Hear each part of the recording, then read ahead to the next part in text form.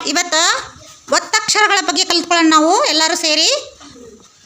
ಅಕ್ಷರನವಲ ಒತ್ತಕ್ಷರಗಳು, ಅಕ್ಷರ ಓಲಿದರೂ ಕೂಡ ತಲೆಕಟ್ಟಿ ಇಲ್ಲದ ಒತ್ತಕ್ಷರಗಳು, ಅಕ್ಷರ ಓಲದ ಒತ್ತಕ್ಷರಗಳು, ಮಹಾಪ್ರಾಣ ಒತ್ತಕ್ಷರಗಳು ಮತ್ತು ಸಜಾತಿ ಒತ್ತಕ್ಷರಗಳು, ವಿಜಾತಿ ಒತ್ತಕ್ಷರಗಳು. ಇವೆಲ್ಲ ತಿಳ್ಕೊಂಡು ಅದಾದ ಮೇಲೆ ನಾವೇನು ಮಾಡ್ತೀವಿ, ಸಜಾತಿ ಒತ್ತಕ್ಷರ ಹಚ್ಚಿ ಓದ್ತೀವಿ ಮತ್ತು ವಿಜಾತಿ ಒತ್ತಕ್ಷರ ಹಚ್ಚಿ ಓದ್ತೀವಿ.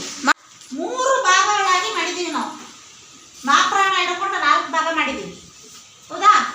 ಸೇಮ್ ಅಕ್ಷರವನ್ನು ಒಲುವ ಒತ್ತಕ್ಷರಗಳು 4 ಅದಾವು. ಜ, ನ, ಭ, ವ. ಇವು ಮ್ಯಾಕ್ ಒಂಬೂನು ಅದಾವ, ಸೇಮ್ ಒತ್ತಕ್ಷರ ಆ ಅಕ್ಷರಗಳ ಥರನೇ ಅದಾವ. ಕಾಣಿಸ್ತವ ನಿಮ್ಗೆಲ್ಲ? ಕಾಣಿಸ್ತಾ ಇದ್ದಾವ?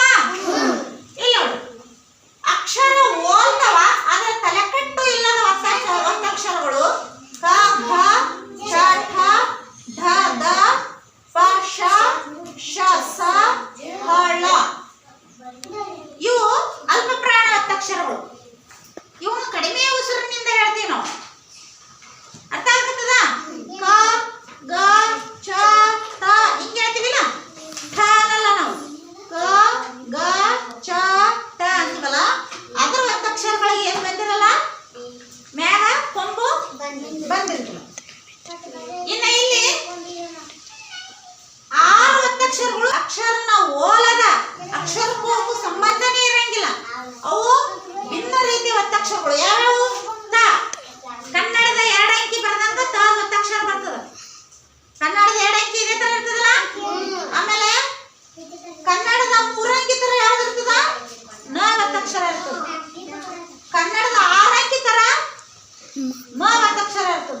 ಕನ್ನಡದ 7 ಅಂಕಿ ತರ ಯ ಒತ್ತಕ್ಷರ ಇರ್ತದ. ರ ಒತ್ತಕ್ಷರ ಅರ್ಧ ಚಂದ್ರ ಆಕೃತಿ ಇರ್ತದ. ಮತ್ತು ಲ ಒತ್ತಕ್ಷರ ಉಲ್ಟಾ 3. ಇದು ಸೇಮ್ ಅಕ್ಷರಗಳು 4 ಬರ್ತಾವ. ಮತ್ತೆ ಮ್ಯಾಲ ತಲೆಕಟ್ಟು ಇರ್ಲಾರ್ದಂತ ಒತ್ತಕ್ಷರಗಳು ಸ್ವಲ್ಪ ಬರ್ತಾವ. ಇದಕ್ಕೆ ಹೆಚ್ಚು ಒತ್ತು ಕೊಡೋದ ಅವಶ್ಯಕತೆ ಇಲ್ಲ. ಆದರೆ ಈ 6 ಒತ್ತಕ್ಷರಗಳು ಏನದವಲ್ಲ, ಇವೆಲ್ಲ ತಪ್ಪು ಬರೀತೀರಿ. ಇವುಗಳನ್ನ ಮೊದಲ ನೀವೇನ್ ಮಾಡ್ಬೇಕಂದ್ರೆ ಜಾಸ್ತಿ ಏಕಾಗ್ರತೆಯಿಂದ ಕಲ್ಕೋಬೇಕಾಗ್ತದೆ. ಯಾಕಂದ್ರ ತ ಒತ್ತಕ್ಷರ, ನ ಒತ್ತಕ್ಷರ, ಮ ಒತ್ತಕ್ಷರ, ಯ ಒತ್ತಕ್ಷರ, ರ ಒತ್ತಕ್ಷರ, ಲ ಒತ್ತಕ್ಷರ ಬೇರೆ ಬೇರೆ ಬರೋದ್ರಿಂದ ಅವುಗಳನ್ನು ನಾವು ಬರೆದು ಪ್ರಾಕ್ಟೀಸ್ ಮಾಡ್ಬೇಕಾಗ್ತದೆ. ಅರ್ಥ ಆಗ್ತದೆ ಹೇಳೋದು? ಇನ್ನು ಮುಂದೆ ಬಂದು ನೋಡ್ರಿ, ಮಾಪ್ರಾಣ ಒತ್ತಕ್ಷರಗಳು. ಇವು ಹೆಚ್ಚು ಉಸಿರನ್ನ ತಗೋಬೇಕಾಗ್ತದೆ. ಘ, ಖ, ಛ ಹಿಂಗೆ ಹೇಳ್ತೀವಿ ನಾವು. ಇವು ಕೇಳೋದಿಲ್ಲ. ಅಲ್ಪ ಪ್ರಾಣ ಕ, ಗ, ಛ ಅಂತೀವಿ. ಅಂದ್ರೆ ಇವುಗಳಿಗೆ ಹೆಚ್ಚು ಉಸಿರನ್ನ ಪಟ್ಟು ಹೇಳ್ಬೇಕಾಗ್ತದೆ. ಮಹಾಪ್ರಾಣ ಅಂತ ಕರೀತಾರೆ. ಈಗ ನೋಡಿ, ಸೇಮ್ ಬರ್ತದ. ಉಳಿಕೆದು ತಲೆ ಕಟ್ಟಿಲ್ಲ, ಆದ್ರೆ ಅಕ್ಷರ ತರನೇ ಒತ್ತಕ್ಷರ ಅದಾವ. ಅದವೇ ಇಲ್ಲ? ಜ, ಜ ತರ ಒತ್ತಕ್ಷರ ಅದ, ಡ, ಡ ತರ ಒತ್ತಕ್ಷರ ಅದ, ಗ, ಗ ತರ ಅದ. ಇವು ನೋಡಿ, ಕ, ಛ, ಠ, ಥ, ಪ, ಘ, ಝ, ಡ, ಧ, ಭ ಮಾಪ್ರಾಣ ಒತ್ತಕ್ಷರಗಳು. ಅರ್ಥ ಆಯ್ತಾ? 10 ಅದಾವ. ಮತ್ತೆ ಇವೆರಡು ಕೂಡ 10 ಬರ್ತಾವ. ಇವುಗಳನ್ನು ಬಳಸಿಕೊಂಡು ಶಬ್ದಗಳನ್ನು ಹೇಗೆ ಮಾಡುವುದೆಂಬುದನ್ನು ಮುಂದಿನ ಅವಧಿಯಲ್ಲಿ ತಿಳಿದುಕೊಳ್ಳೋಣ.